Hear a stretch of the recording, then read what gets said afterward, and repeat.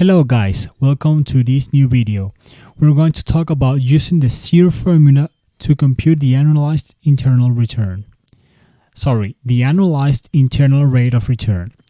So, in the real context, cash flows occur on specific dates. Maybe the specific date of a month, a year, every 6 months, whatever. So typically, the majority of computations appear at fixed periodic intervals. So let's go to an Excel worksheet and explore a very simple example. Here we go.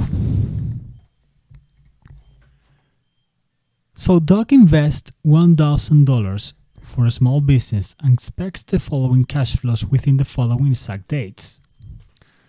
So we set up here in C14 and we call the function Xirr.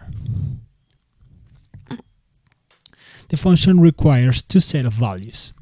The cash flow values, including the investment negative cash flow, and the dates value.